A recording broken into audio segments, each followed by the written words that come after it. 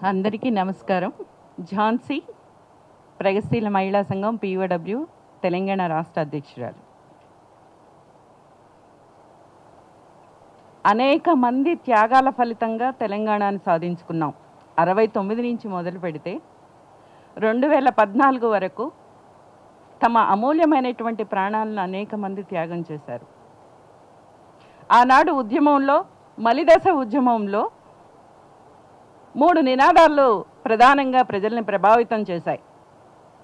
1 నీళ్లు, 2 నిధులు, 3 నియామకాలు. ఈ మూడిటిని ఏజెండా మీదకి తీసుకొచ్చి అధికారం వచ్చిన తర్వాత చేసింది ఏంటి? నీళ్లు ఎవరికి వచ్చాయి? నిధులు ఎవరికి వచ్చాయి? నియామకాలు ఎవరు పొందగలిగారు? తిరిగి ఉద్యోగాలు లేక, ఉపాధి అవకాశాలు లేక అనేక మంది ఆత్మహత్యలు చేసుకునేటువంటి పరిస్థితికి వస్తే, ప్రధానంగా మన అసెంబ్లీ ఎలక్షన్స్ కంటే ముందు ఒక అమ్మాయి, ఒక మహిళ, నేను ఇన్ని రాసినా కూడా ఏమాత్రం కూడా ఏ ఒక్క జాబును పొందలేనటువంటి పరిస్థితి, ప్రభుత్వం అవకాశం ఇవ్వలేనటువంటి పరిస్థితిని ఆత్మహత్య చేసుకుంటే, ఆ ఆత్మహత్యను ఎట్లా చిత్రించింది ఈ ప్రభుత్వం?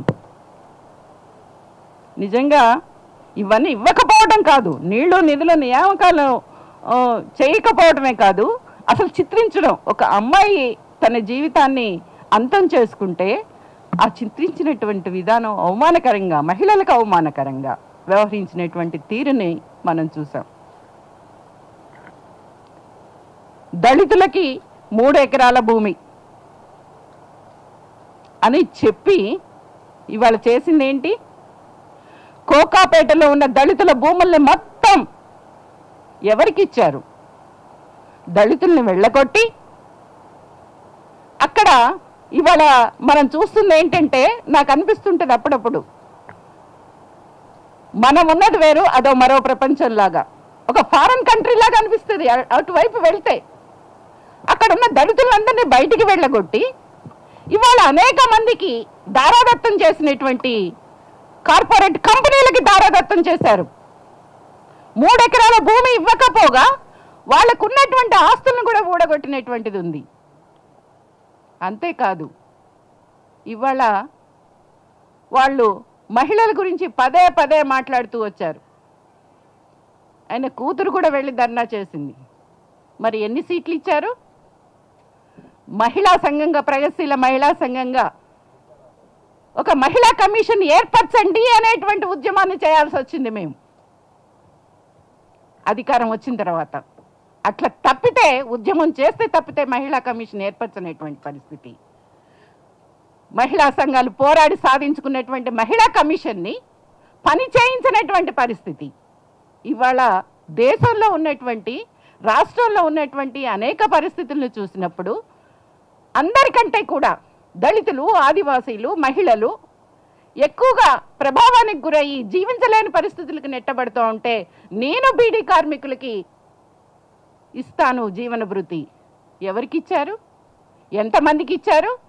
మీ కుటుంబంలో ఇతరులకి వేరే వృద్ధాప్య పెన్షన్ కానీ, ఇతర పెన్షన్లు కానీ వస్తే మీకు జీవన భృతి కూడా లేదు అనేటువంటి పరిస్థితికి తీసుకొచ్చినటువంటిది. అంటే ఒకే పెన్షన్, తన కుటుంబంలో 3 మంత్రులు ఉండాలి, కానీ ప్రజలకు మాత్రము, కడుపున్నటువంటి ప్రజలకి, తినడానికి ఆస్కారం ఉన్నటువంటి ప్రజలకి తిండి తినడానికి అవకాశం ఇవ్వనటువంటి దురదృష్టకరమైనటువంటి పరిస్థితుల్లో మనం చూసాం.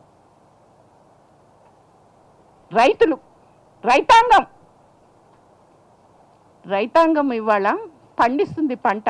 పండించినటువంటి ఎన్నో అష్టకష్టాలు పడి పండిస్తే ఆ పండించినటువంటి పంటకు వచ్చినటువంటి గిట్టుబాటు ధర ఏది? గిట్టుబాటు ధర లేక ఆత్మహత్యలు చేసుకుంటున్నటువంటి పరిస్థితి.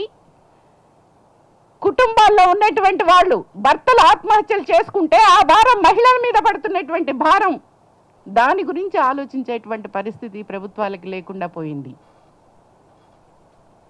ఇవాళ పార్లమెంటు ఎలక్షన్స్ వస్తున్నటువంటి సందర్భంలో ఈ రాష్ట్రంలో ఆదివాసీలుగా అనేక సంవత్సరాలుగా భూముల కోసం పోరాడుతున్నటువంటి వాళ్ళు 2006లో వచ్చింది.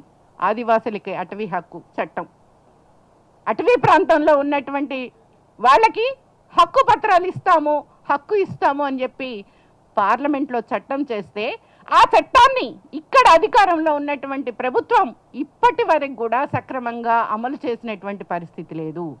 ఇంకా పోయినసారి ఎలక్షన్స్ ముందు కాస్త హడావుడి చేశారు, కానీ హడావుడి చేయడమే తప్పితే ఏమాత్రం కూడా అమలు చేయనటువంటి పరిస్థితి ఉంది. అంటే విద్య, ఆరోగ్యం, ఉపాధి, ఈ అవకాశాలు ఏవైతే కావాలి ప్రజలకి, ప్రజలు జీవించడానికి కావాల్సినటువంటి ప్రధానమైనటువంటి అవకాశాలు ఏవైతే ఉన్నాయో ఆ అవకాశాలన్నింటినీ కూడా ఇవాళ ప్రభుత్వము లేకుండా చేస్తున్నటువంటి పరిస్థితి ఉంది. అందుకోసమే రాబోయే ప్రభుత్వాలు ఏవైనా సరే ఆదివాసీలకి అటవీ హక్కు చట్టాన్ని అమలుపరచాలి, దళితులకు 3 ఎకరాల భూమి ఇవ్వాలి, మహిళలకు రక్షణ కల్పించేటువంటి అవకాశాలని మహిళలు అనేక పోరాటాలు చేసి సాధించుకున్నారు. 498 యాక్ట్, కుటుంబ హింస చట్టాలు, ఇలాంటి చట్టాలు కూడా అమలు చేయనటువంటి పరిస్థితి. ఇవాళ షీజిమ్స్ పెట్టాం, ఇంకేదో పెట్టామని చెప్తున్నారు తప్పితే అమలు చేయనటువంటి దౌర్భాగ్య పరిస్థితి ఉంది. అమలు చేయించాల్సినటువంటి అవసరం ఉంది.